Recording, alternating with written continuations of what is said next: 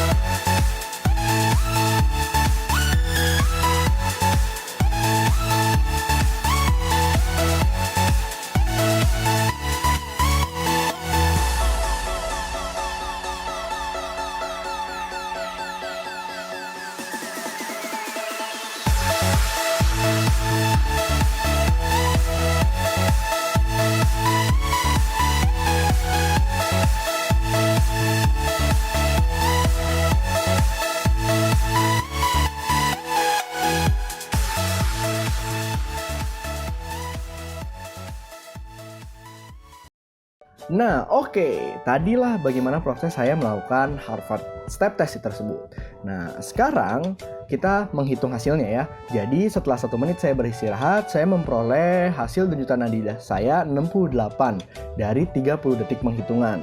Nah, jadi hasil perhitungannya adalah 100 dikalikan 300 waktu durasi saya melakukan Harvard Step Test dibagi dengan 5,5 dikali 68. Jadi sama dengan 80 hasilnya. Jadi skor saya adalah 80. Nah, itu tadi proses Harvard Step Test saya untuk memenuhi ujian praktek olahraga. Nah, sekarang saya ingin menjawab pertanyaan-pertanyaan yang diajukan di biologi dengan menggunakan whiteboard. Dimulai dari pertanyaan pertama, kira-kira gerak otot apa sih yang terjadi ketika kita melakukan Harvard Step Test, dan juga kenapa setelah kita berolahraga kita suka kelelahan ya. Dan tak jarang juga beberapa saat setelah berolahraga kita mengalami pegal-pegal. Semua itu akan dijelaskan di whiteboard, so stay tune. Oke, sebelum kita memvonis bagaimana cara gerak otot ketika Harvard Step Test, kita harus tahu dulu nih macam-macam cara gerak otot ya. Yang pertama itu ada sinergis. Sebenarnya cuma dibagi menjadi 2 ya, sinergis dan langsung aja ditulis satu lagi, antagonis. Apa bedanya sinergis dengan antagonis? Jadi sinergis ini biasa kita sebut dengan namanya biasanya searah ya. Searah, terus kecil aja, searah. Ya, yang ini berarti tidak searah. Maksudnya searah dengan tidak searah apa? Ya, searah dan tidak searah di sini adalah kontraksi dan relaksasinya ya. Jadi kalau searah ya dia sama-sama relaksasi, sama-sama kontraksi. Kalau tidak searah, yang satu ada yang relaksasi, yang satu kontraksi, nanti ada gerakan lain, yang satu kontraksi dan yang satu relaksasi. Dan biasanya arahnya juga berbeda nih. Arah geraknya tuh seperti berlawanan. Misalkan ke atas ya lawannya ke bawah, ke menjauhi ya lawannya mendekati gitu ya. Oke, pertama kita bahas tentang sinergis dulu deh. Ya, yang sinergis yang pertama yang biasa kita kenal adalah supinasi dan pronasi. Ya, ini sama-sama aja ya. Yang satu pronator teresnya sama-sama berkontraksi, nada berkontraksi, dan sementara ketika ketika menelungkup dia berrelaksasi. Nah, by the way, ini yang pengen gue tekanin ya. Ini bisa juga dilihat dari radius dan ulnanya. Radius dan ulnanya lihat ini sama-sama bersifat paralel ya. Ini paralel, ini bersilangan. Nah, jadi ketika bersilangan ini biasanya otot itu akan nggak ngembang ya. Jadinya otot-otot ini nggak ketarik ke sini. Jadinya dia di sini berrelaksasi, di sini di sini berkontraksi, di supinasi dia berkontraksi, di pronasi dia berrelaksasi. Ini yang supinasi ini biasa kita sebut menengadah. Sementara ini menelungkup. Oke. Kita masuk ke yang antagonis. Yang antagonis pertama ada elevasi dan depresi. Oke, highlight aja. Oke, ada elevasi dan depresi ya ini. Elevasi ke atas, depresi ke bawah. Ingat aja ya kalau orang depresi ya biasanya dia nunduk. Jadi ke bawah. Atas dan bawah. Yang kedua itu ada abduksi dan adduksi. Nah, abduksi ini, ya ini ada kata ab. Nah, ini abduksi. Ini yang menjauhi. Nah, lihat dari panahnya aja ya. Ya, tangannya itu nanti ada di sini. Nah, yang ini tangannya di sini. Ya, mendekati ya. Arah geraknya itu mendekati. Nah, yang terakhir itu ada kinerja bicep dan tricep. Tapi namanya bukan yang ini bicep, yang ini tricep atau kebalikannya ya. Namanya adalah fleksi dan ekstensi. Kita tulis ini. Nah, fleksi dan ekstensi ini ya, itu fleksi biasanya atau lebih dikenal dengan menekuk. Kalau ekstensi meluruskan. Nah, ketika menekuk itu yang bekerja adalah otot yang bicep ya, bicep yang bekerja. Sementara ketika meluruskan itu yang berkontraksi tricepnya. Ini lihat aja ya, gembung nih, ini gembung ya. Ketika berkontraksi dia akan lebih padat gitu. Nah, oke, sekarang kita langsung aja bahas tentang ini dia, Harvard Step Test-nya ya. Oke, dari segi Harvard Step Test, kira-kira gerakan apa sih yang dialami? Terus ini Harvard Step Test. Harvard, ini berarti tes yang dikeluarkan oleh Harvard-nya langsung ya. Step Test. Kira-kira gerakan apa? Ya, bener banget ya. Ini adalah gerakan fleksi dan ekstensi. Ini gerakan fleksi dan ekstensi. Fleksi dan ekstensi. Gerakannya itu fleksi dan ekstensi. Kenapa? Lihat aja ya. Ini lurus, ini nekuk. Sah. Ini lurus, ini nekuk. Ini lurus ya, ini lihat. Lurus, nekuk, lurus. Lurus, nekuk, lurus gitu ya. Nah, ini fleksi dan ekstensi. Oh, berarti ada bicep tricep ya? Ya, bener banget. Bicep tricep itu bukan cuma ada di tangan doang, ini banyak yang salah, tapi juga ada di paha. Nah ini dia, kita highlight deh bicepnya. Kita bicep ya, kira-kira bicepnya yang mana? Ya benar banget ya, ini bicep ya, yang di belakang. Ini bicep, yang merah bicep. Bicep nih sekitar paha sini, bicep. Sementara tricepnya yang hijau. Ini tricep, sini tricep. Bicep. Jadi pada Harvard Step Test yang kita alami kerja ototnya adalah kerja otot yang antagonis ya. Jadi dia adalah antagonis dengan gerakan fleksi dan ekstensi, di mana ada yang lurus, ada yang nekuk, ada yang lurus. Yang nekuk kita kenal dengan fleksi, yang lurus kita kenal dengan ekstensi. Jadi yang pertama ini apa? Ya ini ekstensi, si E gitu ya. Tuh, yang ini F fleksi, yang ini ekstensi, yang ini fleksi, dan yang ini ekstensi. Itulah cara kerja otot ketika Harvard Step Test dan juga macam-macam cara kerja ototnya untuk kita lebih mengenali tentang Harvard Step Test ini. Oke, pernah nggak sih kita bertanya-tanya kenapa setelah kita berolahraga itu kita akan kelelahan? Nggak cuman kelelahan aja, kadang-kadang 24 jam bahkan lebih itu kita bisa sampai ngerasain pegel-pegel. Kira-kira ini semua kenapa ya? Jawabannya gini, ketika kita berolahraga, tentu yang bekerja di sini adalah apa? Ini semua yang bekerja adalah ya otot. Otot bekerja untuk menggerakkan tubuh kita. Sehingga di dalam otot ada namanya kinerja aktin dan miosin. Kinerja aktin miosin ini, dia akan merubah ATP menjadi ADP plus P. ATP ini merupakan hasil dari respirasi.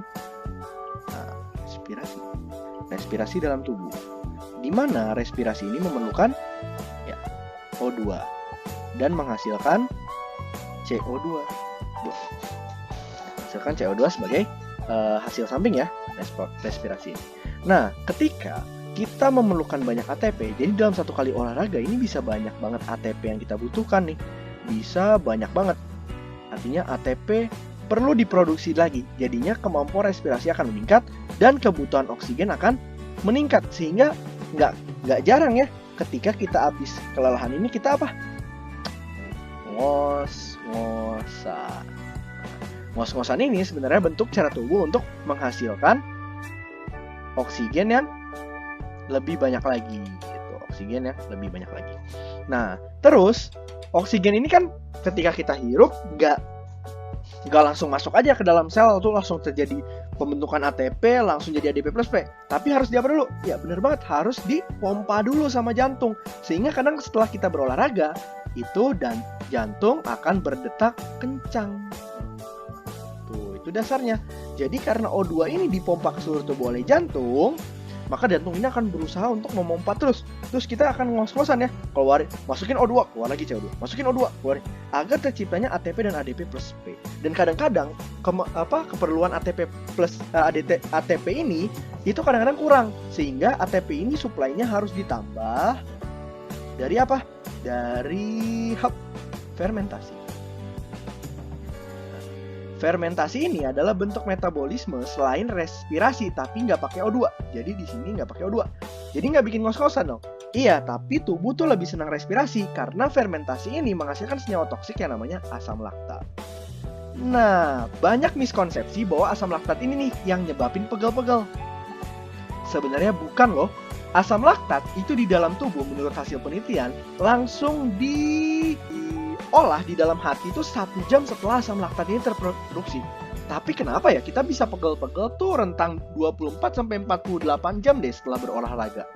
Nah, pegel-pegel ini berdasarkan hasil penelitian dari jurnal yang saya baca, itu akibat adanya DOMS. Apa itu DOMS? DOMS itu adalah Delayed Onset Muscle Soreness. Nah, artinya apa? Delay ini telat ya. Jadi penyakit tulang onset tuh pegel-pegel. Muscle soreness tuh beberapa titik muscle ya, titik otot. Jadi beberapa titik otot tuh mengalami pegel-pegel yang tertunda. Memang benar ya. Jadi nggak langsung deh. Abis kita kelelahan olahraga tuh langsung sakit. Tapi nggak. Berapa jam kemudian baru sakit-sakit. Ya, ini semua diakibatkan oleh DOMS ini. DOMS ini karena apa sih? Nah, jadi ketika kita berolahraga,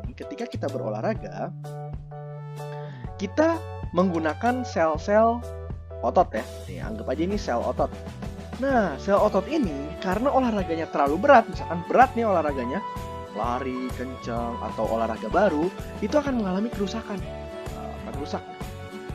Karena tidak mampu melakukan kerja itu. Jadi karena metabolisme yang terus-terusan ini menghasilkan ATP, akhirnya otot-otot di ini tuh nggak mampu, rusak.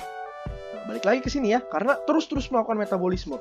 Akhirnya jadi rusak karena umur sel itu ada umurnya berapa kali siklus metabolisme ya, berapa kali siklus pembelahan, berapa kali siklus sintase protein, berapa kali, wah banyak banget deh, ada umurnya setiap sel. Nah, jadinya itu terjadi kerusakan. Nah, ketika nggak langsung cepat ya, memerlukan waktu sekitar 3 jam berdasarkan hasil penelitian, itu sekitar 3 jam bagi tubuh untuk kita membentuk sel-sel baru atau namanya regenerasi. Ya, kalau kalian tahu regenerasi ini adalah pembelahan mitosis ya. Ini pelajaran kelas 12. Nah, ketika regenerasi ini maka terjadilah DOMS ini, pegel-pegel, karena tubuh tuh akan berusaha untuk meregenerasi terus ketika tidak adanya sel yang bertugas. Jadi ada pegel-pegel. Terus bagaimana sih cara mengatasinya? Nah, cara mengatasinya gampang. Yang pertama adalah jangan berhenti bergerak ketika mulai sakit. Ketika setelah berolahraga, jangan langsung berhenti bergerak. Nah, ini nih yang biasanya menimbulkan apa sih? Ya, penyakit kram. Jadi, ketika kita selesai berolahraga, tubuh itu masih melakukan kontraksi. Ada baiknya kita melakukan apa sih? Iya, bener banget nih. Kalau di pelajaran olahraga, kita sering dikasih untuk stretching.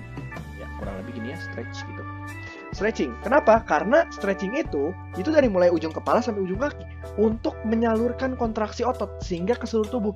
Jadi dari tumpuan tadi kita berolahraga, misalkan kita berolahraga tadi tumpuannya ada di sini, tumpuannya ada di satu titik. Misalkan kita pakai gambar otot ini deh, supinasi pronasi tadi ya. Misalkan tumpuannya di sini. Wah, karena tumpuannya di sini, maka kontraksi dan sel-sel yang sakit itu akan banyak di sini kan. Nah, untuk penyelesaian kontraksinya, kita nggak boleh berhenti.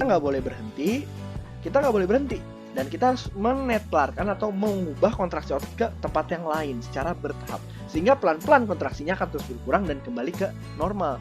Ketika kita ngedrop, maka akan terjadi kesakitan. Jadi otot-otot yang lain itu tidak ikut berperan nih dalam produksi sel-sel baru nanti. Nah, jadinya akhirnya otot-otot kita ini akan mengalami sakit di satu titik tertentu setelah berolahraga. Ya, yang kedua ya kita harus melakukan pemanasan. Ini penting banget.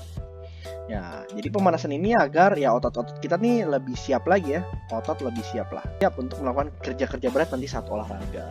Yang terakhir olahraga secara rutin supaya ya ini dia, otot-otot ini akan terus-menerus melakukan pembelahan sel sehingga sel kita jadi lebih kuat. Oke, itu dia tadi pembahasan kenapa sih kita pegel-pegel ketika setelah berolahraga. Oke, itulah tadi rangkaian ujian praktek yang sudah saya lakukan untuk memenuhi ujian praktek dari olahraga dan juga biologi. Kurang lebihnya saya mohon maaf bila ada salah-salah kata atau salah ucapan, dan saya harap semoga video ini bisa jadi referensi belajar dan juga dapat nilai yang bagus pastinya. Sekian dari saya, Muhammad Hafiz Satari, 22 XIMI 1243, mengucapkan terima kasih. Wabillahi taufiq wal hidayah. Wassalamualaikum warahmatullahi wabarakatuh.